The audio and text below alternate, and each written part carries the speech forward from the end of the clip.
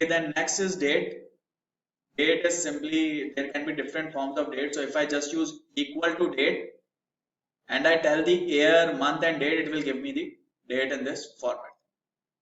For example, if I do equal to date and I tell the year is this one, this is the month, this is the date, it will give me the complete date. Or if I have date and I want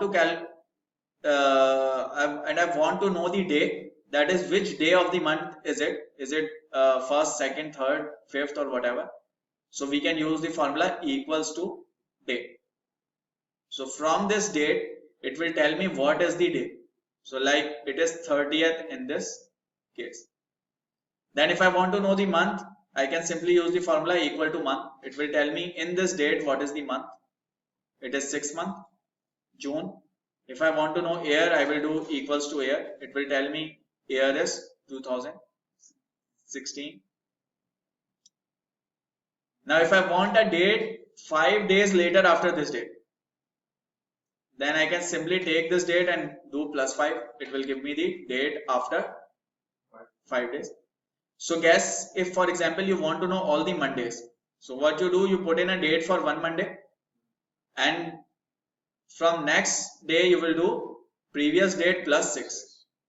It will give you next Monday's date, then next Monday's, then next Monday, and so on. If I want to a date 1 year 5 months later, so how do we go about it? I will use same formula equals to date. Again, in this equal to date, I have to put in year. So what is year? Year is this year plus 1 year, because it is 1 year plus 5. So I will take this year, that pick up year from this date and add 1 to that. Then I need month. So I will say pick up month from here and +5. Then I say day. There is nothing to be added or subtracted from day. So day as it is. Pick up day from here.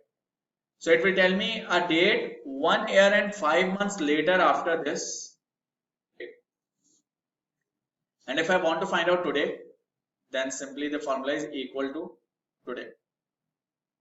And bracket open and close. This will give you the date as of today. Any problem so far?